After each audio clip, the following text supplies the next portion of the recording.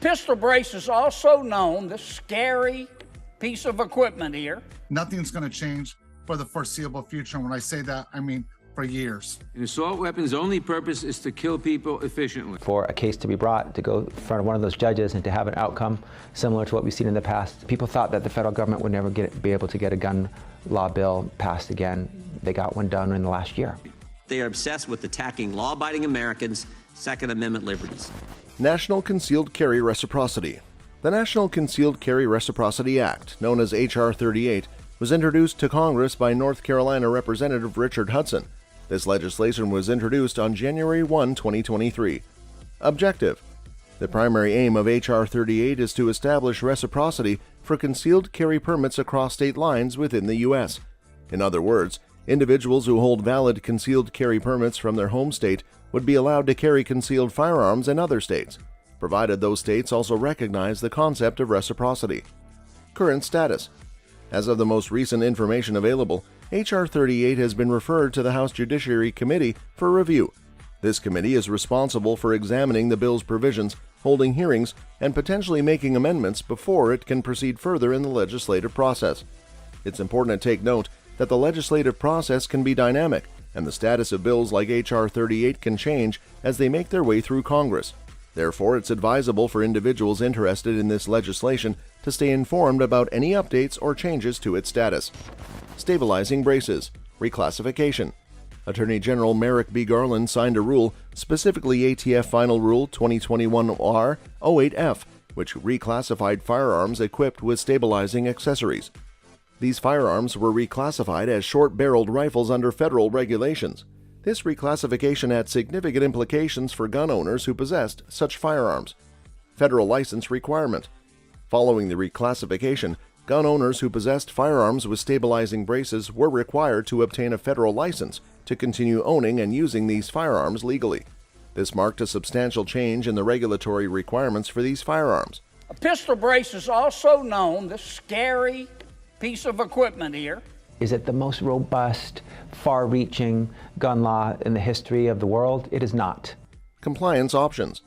Gun owners were presented with several options to comply with the new federal regulation. One option was to register their firearms equipped with stabilizing braces with the ATF.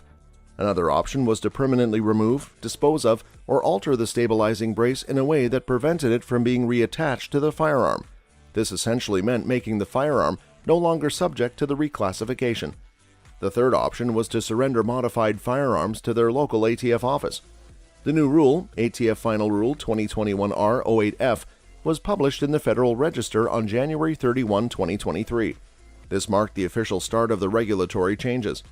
Gun owners were given 120 days from the publication date to comply with the new regulation. During this period, they had to choose one of the compliance options mentioned above. In response to the reclassification and the new rule, various legal challenges were filed. Notably, Oklahoma Senator James Lankford introduced the Pistol Brace Protection Act in an attempt to exempt pistol braces from regulation under the National Firearms Act. Additionally, multiple federal judges issued preliminary injunctions against the enforcement of the reclassification in various lawsuits. The House passed a resolution with a 219 to 210 vote aimed at repealing ATF Final Rule 2021-R-08F. However, it faced challenges in the Senate, where it was rejected with a 49 to 50 vote. Various federal judges in different cases raised questions about the ATF's authority to enforce the reclassification. For example, U.S. District Judge Reed O'Connor in Texas issued an order vacating the ATF ban in one of the cases, stating that it lacked congressional authority. On August 1, 2023, the 5th U.S. Circuit Court of Appeals in New Orleans voted 2-1 to extend the block on enforcing the ATF's reclassification for an additional 60 days. They also sent the case back to U.S. District Judge O'Connor in Texas for further review, asserting that the ATF had violated the Federal Administrative Procedure Act. These developments reflect the significant legal and regulatory changes that occurred in response to the reclassification of firearms with stabilizing braces in 2023. It's important for affected gun owners to stay informed about the latest developments in this matter. Attack weapons bans. Several states, including California, Illinois, Rhode Island, Tennessee, and Washington, have introduced or passed laws related to attack weapons bans. These laws vary in their definitions of what constitutes an attack weapon and their restrictions on ownership. The discussion surrounding attack weapons bans is often mired in misconceptions and complex legalities. One of the primary challenges in this discourse is the widespread misinformation about what constitutes an attack weapon. Many individuals, including politicians, often conflate terms, leading to confusion. He's likely to overturn our assault weapons ban. Nothing's going to change for the foreseeable future. And when I say that, I mean for years. It is crucial to clarify that the term attack weapon is not universally defined and varies from one jurisdiction to another. These weapons are typically characterized by features like detachable mags, certain stock configurations, and specific accessories. It is essential to distinguish between semi-auto firearms and fully auto weapons, as the majority of firearms referred to as attack weapons are semi-auto, meaning they fire one round per trigger pull, unlike fully automatic weapons that continue to fire as long as the trigger is held. The existence of bans in various states and federal discussions. In the U.S., several states have already implemented their own attack weapons bans in response to concerns about public safety and gun violence. These state-level bans vary widely in their definitions of what constitutes an attack weapon and the restrictions imposed on ownership. Some states, such as California, Illinois, Rhode Island, Tennessee, and Washington, have taken legislative measures to regulate or restrict the sale and possession of firearms they classify as attack weapons. Additionally, there is ongoing federal discussion surrounding the possibility of a national attack weapons ban. On January 23, 2023, California Senator Dianne Feinstein introduced S-25, known as the Attack Weapons Ban of 2023, in Congress. President Biden also expressed support for a federal attack weapons ban during his State of the Union address on February 7, 2023. The majority of the American people think having assault weapons is bizarre. It's a crazy idea. That they have taken away our right to have reasonable restrictions. We can have restrictions on speech. This federal legislation was referred to the Judiciary Committee for review, sparking nationwide conversations about gun control and the Second Amendment. In this landscape of evolving legislation and public opinion, it is imperative to stay informed about the nuances and implications of attack weapons bans. The debate extends beyond political lines and warrants careful consideration of both legal and societal factors. Addressing misconceptions and understanding the complex patchwork of state and federal regulations is essential to fostering a well-informed discussion on this contentious issue. Colorado's attack weapons ban. In Colorado, the issue of an attack weapons ban gained attention with the introduction of HB 23-1230. This bill was brought forward by Rep. Elizabeth Epps and Senator Rhonda Fields in an effort to address concerns related to attack weapons within the state. It aimed to prohibit the possession of attack weapons in Colorado. The term attack weapons typically includes a range of firearms that are considered to have certain features or capabilities that lawmakers view as a potential threat to public safety. Members of Congress are also trying to answer what the Attorney General just called the most difficult question in a democracy. An assault weapon's only purpose is to kill people efficiently. The bill was introduced as a means to restrict the ownership and use of firearms in the state. However, the fate of HB 23-1230 was decided during its consideration in the House Judiciary Committee. After a deliberative process, the committee voted on the bill's future. The outcome was a close vote, with 6 members in favor and 7 members against the proposed ban. This decision had significant implications for the fate of the attack weapons ban in Colorado. The close vote in the House Judiciary Committee highlighted the division of opinions on this issue within the state. It also underscored the complexity surrounding the regulation of firearms, particularly when it comes to defining and restricting attack weapons. While some lawmakers supported the ban as a measure to enhance public safety, others had concerns about the potential impact on law-abiding gun owners and the interpretation of what constitutes an attack weapon. The outcome of this committee vote reflected the ongoing debate and discussion surrounding firearm regulations at the state level, with varying perspectives on how best to address the issue of gun violence and public safety. Illinois' attack weapons ban. Illinois took a significant step in addressing the issue of attack weapons with the signing of House Bill 5471, known as the Protect Illinois Communities Act, by Governor J.B. Pritzker on January 10, 2023. This legislation marked a substantial development in the state's approach to firearms regulation. House Bill 5471 aimed to introduce comprehensive restrictions on the possession, sale, and purchase of attack weapons in Illinois. It sought to enhance public safety by prohibiting the delivery, sale, or purchase of attack weapons. The definitions provided in the Act clarified what constitutes an attack weapon in Illinois. A. Any rifle that has a belt-fed ammunition system or which has a detachable mag capable of holding more than 10 rounds of ammunition. B. A semi-auto rifle that has the ability to accept a detachable mag and has features like a folding or telescoping stock or a shroud attached to the barrel, allowing the shooter to hold the firearm without being burned. C. A semi-auto pistol that can accept a detachable mag and has similar features like a folding or telescoping stock, a barrel shroud, or a certain weight when unloaded. D. A semi-auto rifle with a fixed mag that has the capacity to accept more than 10 rounds of ammunition. E. A semi-auto shotgun with specific features, including a folding or telescoping stock, a revolving cylinder for ammunition, or a fixed mag with a capacity exceeding 5 rounds, except as authorized under the Wildlife Code.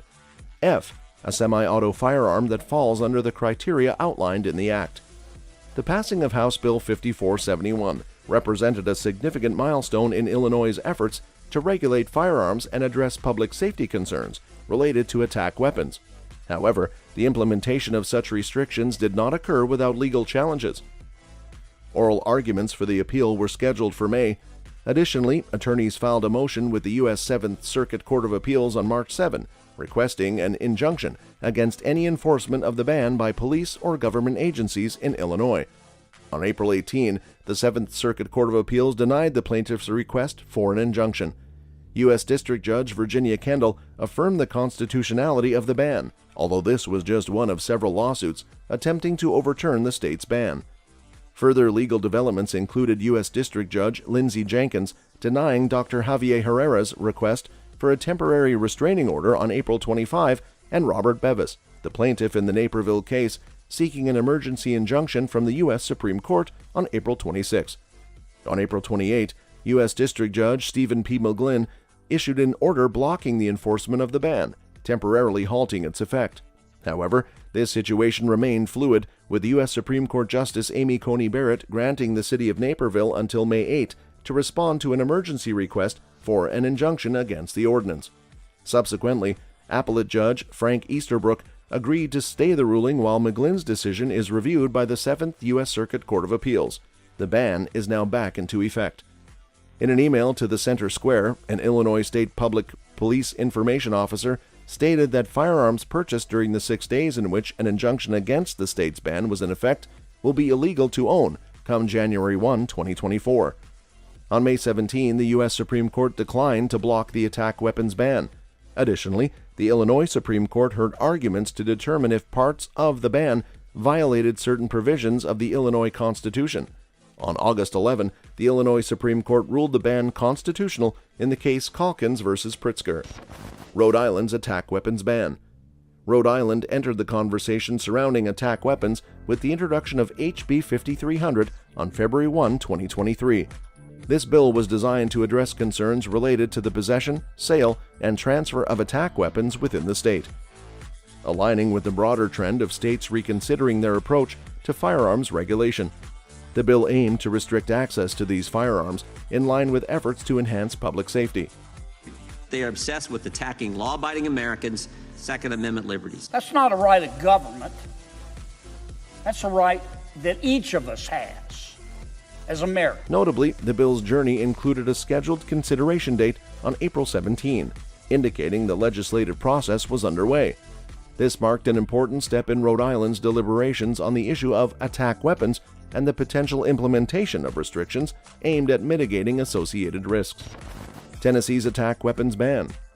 In Tennessee, the discussion around attack weapons took shape with the introduction of two bills, SB 1569 and HB 1579.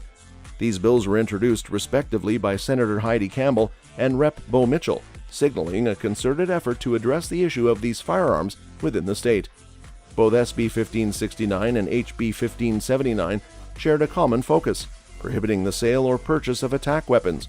This legislative approach aimed to curb the availability and acquisition of firearms classified as attack weapons, aligning with broader discussions on enhancing gun control measures and public safety. Washington State's attack weapons ban.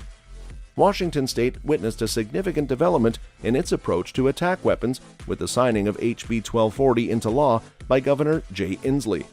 This legislative action took effect immediately, marking a notable shift in the state's stance on firearms regulation. HB 1240 outlines specific details of the banned firearms and features within the state. These restrictions encompassed a range of semi-auto rifles with certain characteristics, such as an overall length of less than 30 inches, specific grips, stocks, and other features that were deemed to enhance the firearm's capabilities. They are coming for your guns. They're listing them out in this extensive legislation. Their legal analysis is poor, their conclusions are misguided, their outcomes are dangerous. Additionally, the law extended its reach to encompass conversion kits, parts or combinations of parts that could be used to assemble or convert firearms into attack weapons. The comprehensive nature of these restrictions demonstrated the state's commitment to addressing the issue of attack weapons and enhancing public safety. Federal attack weapons ban. In early 2023, a significant development in the realm of gun control occurred at the federal level with the introduction of S-25, known as the Attack Weapons Ban of 2023. This crucial piece of legislation was introduced by Senator Dianne Feinstein, representing California. The bill aims to address the issue of attack weapons in the U.S., marking a significant step towards stricter firearm regulation. President Joe Biden has been a vocal supporter of implementing a federal attack weapons ban. His support for such measures was underscored during his State of the Union address on February 7, 2023. During this address, President Biden declared that it is imperative for the U.S. government to take action and ban attack weapons once and for all. This clear endorsement of stricter gun control measures at the federal level has had a profound impact on the ongoing discussions surrounding this issue. Following its introduction, S-25 was referred to the Judiciary Committee in Congress for thorough review and consideration. The Judiciary Committee plays a crucial role in examining the legal and constitutional aspects of proposed legislation. This referral is an essential step in the legislative process, as it allows for a comprehensive evaluation of the bill's provisions, potential impact, and alignment with existing laws. It is worth noting that discussions and debates surrounding the federal attack weapons ban are ongoing, with various stakeholders including lawmakers, advocates, and the public expressing their views and concerns on this matter. The outcome of these deliberations will shape the future of gun control policies at the national level, making it a topic of great significance and relevance in the U.S. Campaign against the federal ban. To oppose the proposed federal attack weapons ban and make your voice heard, there is an opportunity for citizens to take action. You can actively participate in the campaign against this ban by visiting usccasaveslives.org. This website serves as a vital platform for individuals who wish to engage in the discussion surrounding gun control measures and advocate for their perspectives.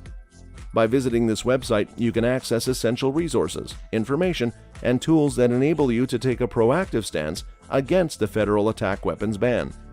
Here, you'll find guidance on how to connect with your representatives, express your concerns, and contribute to the ongoing dialogue about this significant legislative proposal. Gun violence does not discriminate. It happens everywhere and all the time. We're the only country that has emerged from every crisis we've ever entered stronger than we got into it. Your involvement in campaigns like this can have a meaningful impact on the decision-making process, as it demonstrates the importance of public engagement and the diverse range of perspectives on gun control issues. It is through active participation and advocacy that citizens can help shape the direction of firearm regulations at the federal level, ensuring that their voices are heard and considered in the policy-making process. Constitutional carry. Constitutional carry, also known as permitless carry, refers to the legal provision in certain U.S. states that allows individuals to carry concealed firearms without the need for a specific permit or license. This concept grants citizens the right to bear arms under the Second Amendment without the additional requirement of obtaining a concealed carry permit. Constitutional Carry Law Changes 2023. In 2023, several U.S. states have seen changes in their firearm laws regarding constitutional carry. These changes are indicative of a broader trend in the U.S. towards expanding the rights of individuals to carry concealed firearms without the need for a permit. States with constitutional carry or permitless carry. As of now, there are 25 states in the U.S. that have adopted constitutional carry or permitless carry laws, allowing eligible individuals to carry concealed firearms without a permit. Additionally, Florida is set to become the 26th state to enact such legislation, with its law scheduled to go into effect on July 1, 2023. Florida constitutional carry. On January 30, 2023, lawmakers in Florida proposed HB 543, a bill designed to permit concealed carry of weapons and firearms without requiring a license. Subsequently, on March 24, the bill passed the House with a vote of 76 to 32, and on March 30, the Senate approved it with a vote of 27 to 13. We are paying for these weapons of war on our streets with the blood of our children. For a case to be brought to go in front of one of those judges and to have an outcome similar to what we've seen in the past. Florida Governor Ron DeSantis signed the bill into law on April 3, 2023, making Florida the 26th state to embrace constitutional carry. This law will take effect on July 1, 2023. Louisiana constitutional carry. In Louisiana, efforts to implement constitutional carry legislation took shape on May 16 when the House Criminal Justice Committee approved HB 131 with an 8-to-1 vote. Later on May 23, the House voted 70 to 29 in favor of the bill. On June 6, Representative Danny McCormick deferred the bill following various amendments that he did not support. The bill's future now depends on further deliberation and a vote in the full Senate. Nebraska constitutional carry. Nebraska's path to constitutional carry began on January 5, 2023, when Senator Tom Brewer announced his intention to reintroduce the bill during the legislative session. The bill, known as Legislative Bill 77, gained significant support with sponsorship from 25 other legislators. It advanced through the Judiciary Committee with a unanimous 5-0 vote on January 26. Subsequently, on March 2, after more than 3 days of debate, the bill passed the House with a vote of 36 to 12. Further votes on March 28 and April 19 further advanced the bill. Finally, on April 25, Governor Jim Pillen signed the bill into law, making Nebraska the 27th state to adopt constitutional carry. The law is set to take effect on September 2, 2023. South Carolina constitutional carry. On February 22, 2023, South Carolina's House voted 87 to 26 in favor of H. 3594, a bill related to constitutional carry. The bill has now moved to the Senate for consideration, where it will undergo further review and potential votes before any changes to the state's firearm laws are enacted. Carrying on college campuses. The issue of carrying firearms on college campuses have become a subject of significant debate in recent times, with concerns about protecting students and school staff members from potential active shooters. This debate often intersects with the constitutional rights upheld by the First and Second Amendments of the U.S. Constitution. West Virginia campus carry. In West Virginia, the matter of concealed carry on college campuses came to the forefront with the introduction of SB 10 by Senator Rupi Phillips on January 11, 2023. The bill aimed to permit individuals to carry concealed firearms on college campuses within the state. The legislative process saw the bill pass through both the Senate and the House. On January 24, it gained approval in the Senate, followed by a successful vote in the House on February 21. The final step in this legislative journey occurred on March 1, when Governor James Justice signed SB 10 into law. This new legislation is scheduled to take effect on July 1, 2024, allowing concealed carry on college campuses in West Virginia. For removing weapons of war from the streets of America, we're actually telling them to repeal the Second Amendment. People thought that the federal government would never be able to get a gun law bill passed again. They got one done in the last year. This law represents a response to the ongoing debate regarding the best approach to ensuring the safety of students and staff in educational institutions. Permit to purchase repealed. The requirement for a permit to purchase a firearm varies across states in the U.S. Currently, there are 13 states that mandate residents to obtain a permit before purchasing a handgun. However, a recent development has led to one state being removed from the list. North Carolina firearms purchase permit. In North Carolina, significant legislative changes took place regarding the requirement for residents to obtain a permit when purchasing a firearm. On January 30, 2023, lawmakers introduced a bill aimed at removing the obligation for individuals to possess a permit to purchase a firearm within the state. The bill underwent the legislative process, with the General Assembly of North Carolina voting in favor of the proposed change. However, on March 24, Governor Roy Cooper, a Democrat, vetoed the bill. The situation took a turn when 5 days later the General Assembly voted to override the governor's veto of SB 41. This meant that the legislation to repeal the requirement for a permit to purchase a firearm immediately went into effect. Furthermore, the law also includes provisions that authorize permit holders to carry firearms on certain school property at specific times. This particular aspect of the law is scheduled to take effect on December 1, 2023.